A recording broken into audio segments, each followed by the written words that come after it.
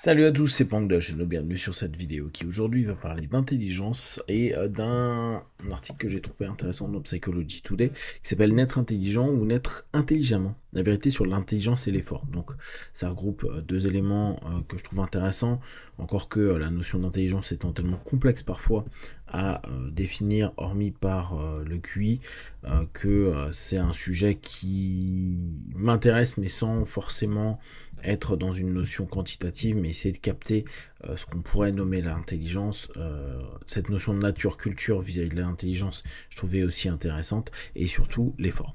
Votre QI n'est pas statique, mais la négligence peut donner cette impression. Les points clés, le jury n'a pas encore tranché sur ce qu'est l'intelligence et si elle est importante, c'est ce que je disais un peu précédemment. Ce qui compte, c'est votre QI effectif. Et il est façonné par ce que vous faites au quotidien. Ça, je trouve que c'est un point qui est intéressant. Le sommeil, le mouvement et la curiosité sont des stimulants cognitifs. La notion de mouvement, on en avait parlé sur la communauté, sur le forum qu'on a. N'hésitez pas, on partage pas mal d'informations. Vous pouvez retrouver ça sur mon site.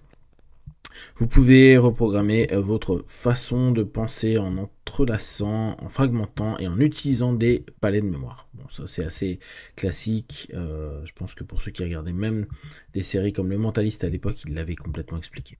L'un des débats les plus virulents qui fait rage en psychologie depuis plus d'un siècle est le suivant.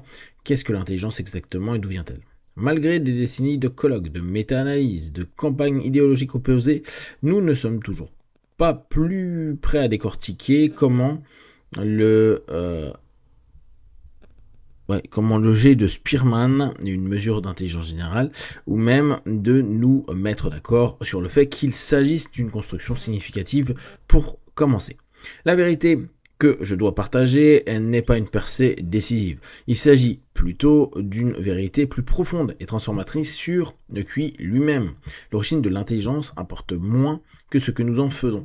Et je trouve que cette ouverture-là est particulièrement utile parce que ça peut revenir à ces notions en sport ou à des personnes qui vont être moins athlétiques, moins douées et qui vont faire moins de choses, mais qui vont le faire très très bien. En tout cas, l'utilisation va être souvent au bon moment et ça va donner une forme de compétence. Et je pense que l'intelligence peut être à peu près dans la même dynamique. Et une fois que nous commençons à en déployer le concept de QI efficace, il s'avère que nous pouvons faire bien plus que simplement philosopher sur les origines. En fait, la science a montré à maintes reprises que nous pouvons soit améliorer le rendement de moteur mental qui nous ont été donnés, soit réduire ces engrenages en poussière avec des habitudes qui les sabotent. Et si vous êtes comme moi, vous serez bien plus familier avec la deuxième catégorie. Les choses que nous faisons pour réduire notre QI effectif. Vous n'avez pas besoin d'un neuroscientifique pour vous dire qu'un esprit embrumé est souvent notre propre fait.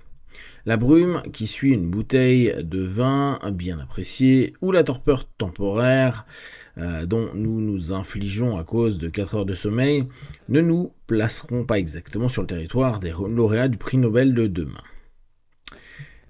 Nous buvons, nous faisons défiler des pages de notre téléphone, nous dormons mal, nous nous exposons à des environnements qui drainent notre attention et nous obligent à réagir, à les stimuler au lieu de nous engager dans une réflexion approfondie. Et puis, nous nous demandons pourquoi notre cerveau ne se manifeste pas quand nous avons besoin de lui. Il le ferait si on lui donnait l'occasion. On vient encore à cette comparaison avec le sport. Vous êtes capable de faire beaucoup de choses, peut-être pas à des grandes performances, mais vous êtes apte à beaucoup de choses, sauf qu'on se rend bien compte qu'avec notre façon de vivre, notre façon de nous adapter à énormément de situations, avec le fait d'être de plus en plus sédentaire, etc., même des compétences simples comme marcher deviennent complexes. Donc quand on a besoin de plus, à courir, sauter, etc., on s'aperçoit que le corps, il dignette. C'est la même chose pour le cerveau, c'est la même chose pour l'intelligence en tout cas. Même le meilleur moteur du monde a besoin d'un conducteur responsable et d'une route dégagée pour faire tourner ses moteurs. Et c'est là que nous tombons dans un autre piège, de notre propre cru. Nous traitons souvent nos performances mentales comme un sujet tabou. Nombreux sont ceux qui évitent complètement le sujet de l'intelligence, craignant que les résultats au test ne deviennent un verdict qu'ils préfèrent ignorer. Trop nombreux sont ceux qui accordent une valeur intrinsèque à un chiffre dénué de sens en soi et qui ne prend forme qu'en fonction de la manière dont nous l'utilisons. Cet évitement nous coûte cher. Nous finissons par ignorer les habitudes qui comptent réellement pour notre QI effectif, plus que le sport de base. Oui, en même temps, il n'y a pas que l'événement qui coûte cher, hein. Le test de QI de mémoire, il m'a coûté, je crois, 400 balles.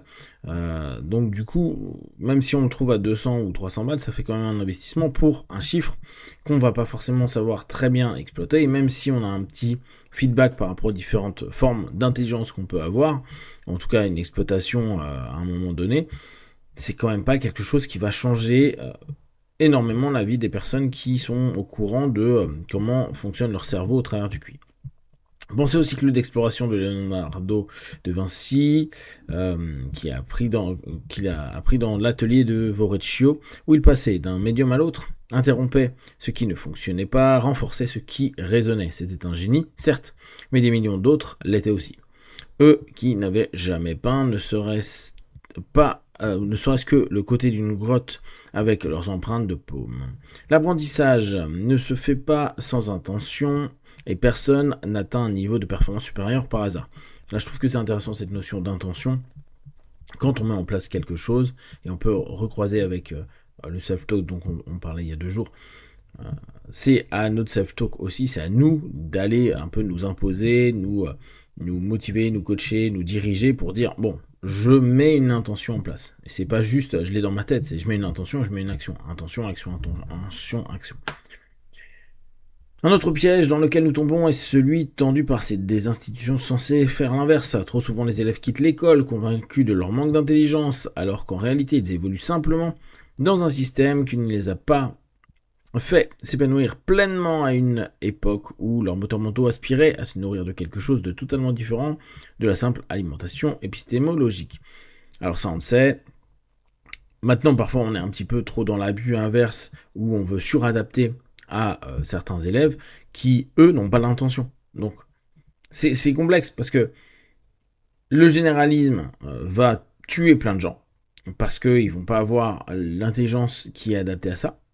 Mais la surspécialisation part du postulat que l'enfant, le jeune, veut apprendre, veut découvrir des nouvelles choses, veut développer des compétences, alors que parfois l'intention n'y est pas.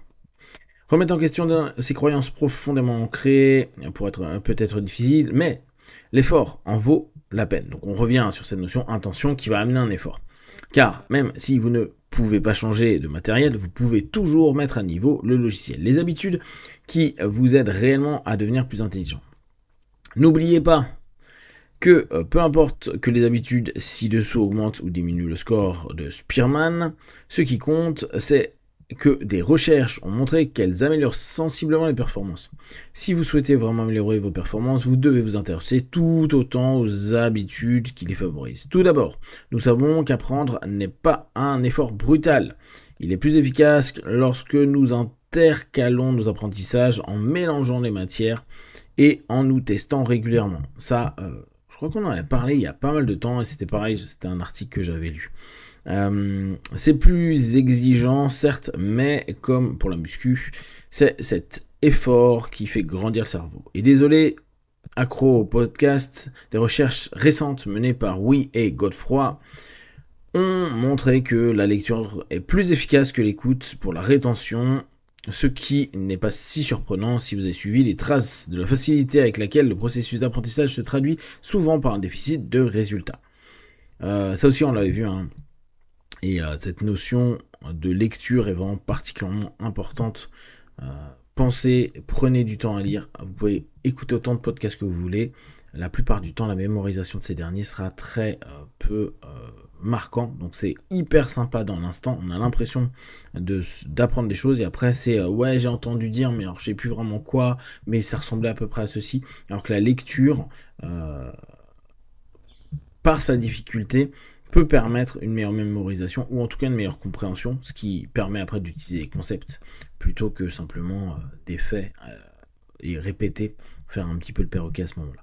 Nous savons également que le découpage en morceaux nous aide à mieux mémoriser et que la méthode du palais de la mémoire peut transformer presque n'importe qui en orateur romain prononçant des discours entiers sans papyrus en vue. Si ces prouesses ne sont pas le fruit du QI, je ne sais pas ce que c'est. Et c'est là où on se dit, mais attends, la mémorisation égale un quotient intellectuel, donc les gens qui mémorisent bien sont des gens plus intelligents, mais est-ce que les gens qui ressortent ce qu'ils ont justement appris par cœur sont intelligents? Et on pourrait reprendre Will Hunting, pour ceux qui l'ont vu, au moment où dans le bar, il est en train de recadrer le mec qui humilie son pote, en lui disant oui, en gros t'as appris par cœur des bouquins que tu ressasses et que tu ressors et tu fais style que ça vient de toi alors que c'est à aucun moment tu n'as réfléchi. Donc c'est intéressant de vraiment se dire attends, comment moi je définis l'intelligence et quand je parle avec les gens on parle de quoi?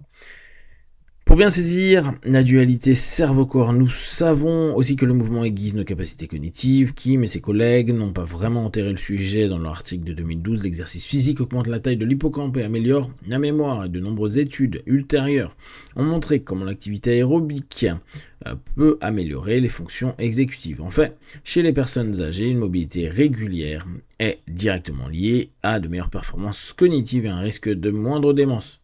En gros, bougez-vous le popotin dans tous les sens du terme, dans votre tête et dans votre corps. Si vous êtes surpris, rappelez-vous que votre cerveau n'a pas évolué pour fonctionner dans l'immobilité, il a évolué pour penser en mouvement, marcher, naviguer, réagir au monde qui l'entoure. En fait, l'une des habitudes les plus négligées pour améliorer les performances cognitives est de donner à votre cerveau l'environnement dans lequel il a évolué. Nous ne sommes pas devenus intelligents en restant assis sans rien faire en mémorisant des listes, nous l'avons acquis en explorant le monde, en repérant des schémas, en faisant des prédictions, en ajustant notre trajectoire lorsque nous nous trompions. C'est ainsi que notre architecture neuronale s'est construite naturellement par le mouvement, la curiosité et la conversation. Il n'est donc pas étonnant que le cerveau soit plus performant lorsqu'il est engagé dans un apprentissage expérientiel en temps réel, en compagnie d'autres personnes. Les personnes qui conservent leur vivacité d'esprit jusqu'à un âge avancé ne sont pas celles qui consomment facilement ce qu'on leur donne, ce sont celles qui continuent à s'interroger sur le monde, s'attendant à ce que chaque réponse en suscite une autre. Donc vraiment cette notion de curiosité, cette notion d'interaction, cette notion de mouvement, c'est hyper important de le garder en tête. Et on revient sur la notion d'effort. Parfois, plus on est âgé, moins on a envie de se bouger et moins on a envie d'être en contact avec des gens. Bon, ça dépend bien sûr de qui, hein, mais c'est quelque chose qu'il faut chercher à maintenir pour la cognition. Ce qui compte vraiment dans l'intelligence, la vérité sur le QI, c'est que le chiffre obtenu par le Weiss ou le Stanford Binet ne vous définit pas et ne l'a jamais fait. Ce qui compte, c'est la façon dont vous explorez votre esprit et le sérieux avec lequel vous envisagez la route. Bon, je vous rappelle, hein, dans le Weiss, ceux qui sont au-delà de 130 sont considérés comme des surdoués et qui commencent à être dans la courbe vers le bas parce qu'il n'y en a pas tant que ça. Et attention, hein, être cognitivement très intelligent ne veut pas dire que socialement vous l'êtes. Hein. Il y a plein de... Après, il y a toutes les formes d'intelligence, en tout cas telles qu'on a définies. Nous, la plupart du temps, on est sur une logique, une intelligence logique, voire mathématique. Alors, si vous voulez conserver votre avance, privilégiez la nouveauté, débattez de vos idées, expliquez quelque chose à haute voix, aventurez-vous en terrain inconnu, n'oubliez pas de bien dormir avant. Le cerveau récompense l'exploration et punit la stagnation. Et surtout, donc, pensez mouvement, mouvement, mouvement, mouvement. Et surtout, n'oubliez pas que votre intelligence efficace n'est pas figée, on parle de mouvement, elle est aussi réactive et puissante lorsqu'elle est correctement réglée, que fragile lorsqu'elle est négligée.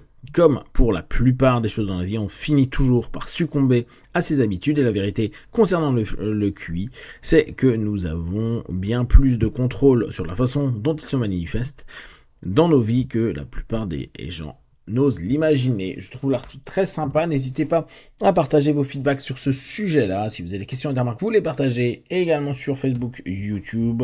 J'y répondrai le plus rapidement possible. Et comme d'habitude, de tout ce que je propose, ne prenez que ce qui est bon et juste pour vous tester, observer, analyser et conclure. Be one. Ciao.